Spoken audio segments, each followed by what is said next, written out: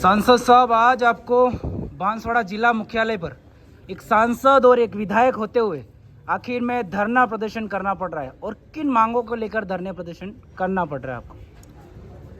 आज हमें ये कहा जाए कि आपने जो कहा उस हिसाब से कि हमें गर्व भी है कि संसदीय क्षेत्र बांसवाड़ा डूंगरपुर की जनता ने उनकी भावना और हमारे प्रति विश्वास के साथ हमें सांसद बनाया अपना मत देके, और बागीदुरा की जनता ने विधायक जी को विधायक बनाया।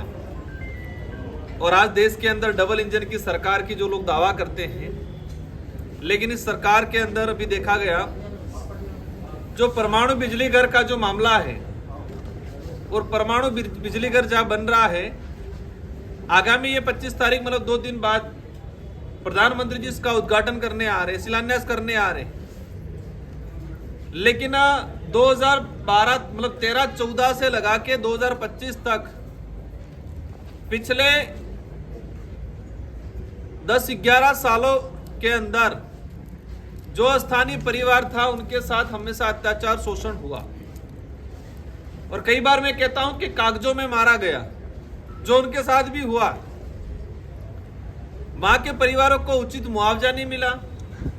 कई परिवार जो माही बांध से विस्थापित हुए थे उनको डबल विस्थापित किया जा रहा है। कई परिवार ऐसे हैं कि जो फॉरेस्ट राइट एक्ट का पट्टा मिला था लेकिन उनको मुआवजा नहीं मिला, और कई परिवार ऐसे हैं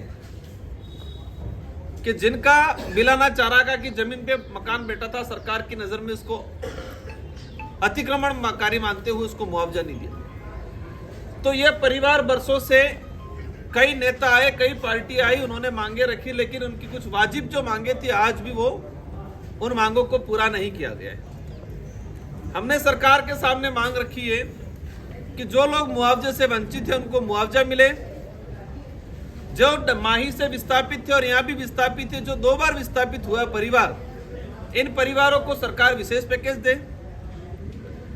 ये लोग अभी कह रहे हैं कि यहाँ पर 20-22 हजार 25 हजार लोगों को रोजगार मिलेगा। ये कह रहे 22 हजार लोगों को रोजगार मिलेगा, लेकिन ये नहीं कह रहे कि इसमें स्थानीय को कितना। हम कह रहे भाई स्थानीय को सबसे पहले जो 1750 परिवार मतलब 2000 परिवार जो विस्थापित हुआ, इन परिवारों से एक जना अनिवार्य रूप से इन नौकरी में लिया जाए, ये मांग कह रहे। तो उस पर बोलने के लिए तैयार नहीं है एनपीसीएल।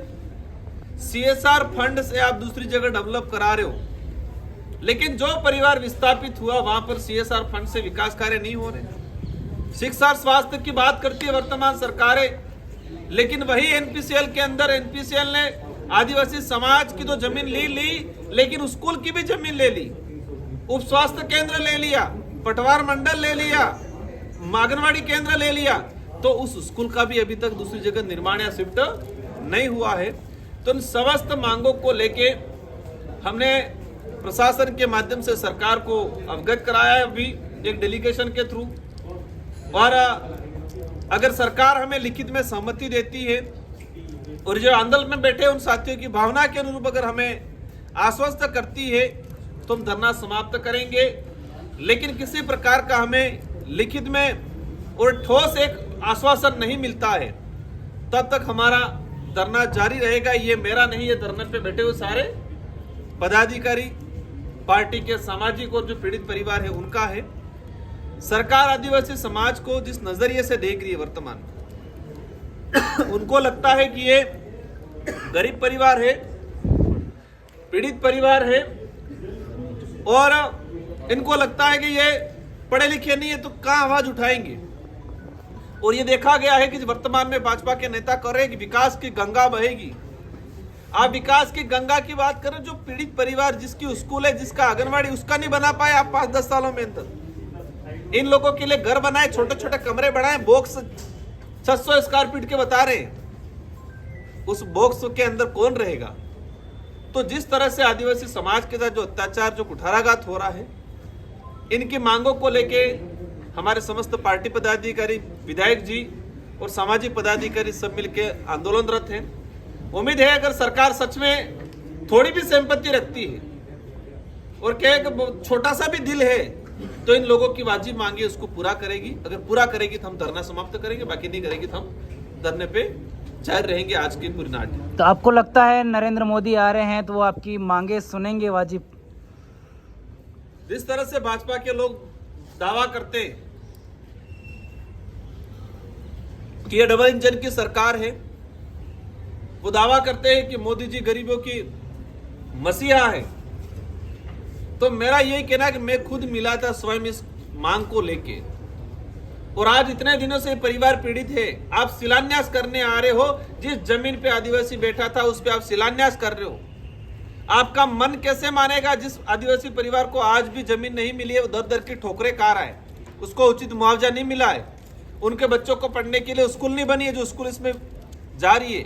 अगर सच में थोड़ी बहुत बात दिल हो तो ये जो मांगे हैं इन मांगों को पूरा करेंगे, और नहीं करते हैं तो ये धरना यथावत रहेगा, और हम 25 तारीख जो कार्यक्रम है उसका बहिष्कार करेंगे और हम लोग विरोध करेंगे। तो अभी आप कलेक्टर साहब से मिले थे आपकी टीम के साथ में, तो क्या आश्वासन दिया उन्होंने? कलेक्टर साहब स्तर के जो बात है वो उन्होंने कहा है कि मेरे स्तर से जो है मैं हम करेंगे। बाकी एनपीसीएल और सरकार का मामला है तो उन्होंने सरकार के जो लोग हैं उनको एक मैसेज करा दिया है। अगर वहां से सरकार अगर सच में आदिवासी समाज इस क्षेत्र के हितैषी है तो इस पे अमल करे। और मैं कह रहा हूं चलो वाजिब मांग नहीं है, अगर भाजपा के लोग कमेंट कर रहे हैं, कुछ कांग्रेस के भी लोग कमेंट कर रहे हैं, तो आप प्रेस कॉन्फ्रेंस करो कि हमने क्या मांगे रखी है। इन मांगों को पॉइंट टू पॉइंट भाजपा के लोग स्पष्ट दे कि इस मांग ये गलत है, ये मांग गलत है। इनको लगता है वो कह रहे हैं कि राजनीति कर रहे हैं, तो आप बताओ ने हमने जो 11-12 मांगे रखी है और पूर्व की 21 मांगे, उनमें से कौन सी मांग गलत है? उस पर बात करने के लिए तैयार नहीं है। अनर्गलन बयान देके लोगों को गुमराह कर रहे हैं। ये अब नहीं चलने वाला इस क्षेत्र के अंदर, बोध कर लिया इन लोगों ने। ये परिवार 2012-13 से भटक रहा है दर दर की। कई नेता आए थे ऐसे, उन्होंने क्या किया क्या नहीं किया जनता जानती, मैं कहना नहीं चाहूंगा, लेकिन हमारा स्टैंड है इस ज्ञापन, ये जो वर्तमान में जो साथी है उन्होंने हमें ज्ञापन दिया, और ज्ञापन में जो वाजिब बात है, हम ये भी नहीं कह रहे कि गैर वाजिब बात को हम लोग रख रहे हैं, वाजिब बात है उनको रखा है। अगर सरकार करती है तो ठीक है, नहीं करती है तो हम 25 तारीख के कार्यक्रम का हम लोग पुरजोर तरीके से विरोध करेंगे। आप क्या चाहते हैं, किस पैटर्न के आधार पर इनको रहने की और मेडिकल की व्यवस्था की जाए? हमने पूरा लिखित में उनको दे रखा है और उस आधार पर सरकार जवाब देगी। जबलपुर पैटर्न के आधार पर? हम कहाँ का पैटर्न, किस पैटर्न उसको नहीं कहेंगे, क्योंकि कागजों में पैटर्न अलग होते हैं और धरातल पे पैटर्न अलग होते हैं। तो हम तो यहाँ पर जो लोगों की डिमांड है, मकान बनाए, मकान में कोई रहेगा नहीं, तो हमने कहा एनपीसीएल वाले रहे, वो सरकार के नुमाइंदे जो पैरवी कर रहे, पहले आप रहो एक दिन, एक 2 रात एनपीसीएल के अधिकारी वो सरकार के नुमाइंदे उस मकान में रहे कि वो रहने लायक है कि नहीं। मतलब वो आप आदिवासी समाज को इंसान भी नहीं समझ रहे हो, बॉक्स बढ़ा रखे छोटे छोटे। तो हम चाहेंगे कि इंसान रहे, एक परिवार जो रह सकता है, एक परिवार में 7-8 लोग एक रूम बनाए, 600 स्क्वायर फीट का एक छोटा सा बाथरूम बनाए।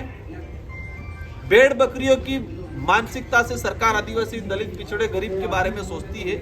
अगर सच में आदिवासी समाज के लिए अगर कुछ करना चाहते हैं तो इनकी जो मांगे उस पर अमल करें। तो क्या ये धरना 25 तारीख तक नरेंद्र मोदी यहाँ पर आ रहे तब तक ही चलेगा, या जब तक मांगे नहीं मानी जाएगी तब तक चलेगा? ये जो पीड़ित परिवार है और हमारे जो पार्टी के पदाधिकारी, सामाजिक लोग मिलकर तय करेंगे कि हमें क्या करना है। हमें जरूरत पड़ी ये लोग तय करेंगे, अनशन पे बैठना है तो वह भी करेंगे। ये जरूरत पड़ी कार्यक्रम स्थल तक जाना है तो वहां पर भी हम लोग जाएंगे, ये कमेटी तय करेगी। शुक्रिया। Thank you.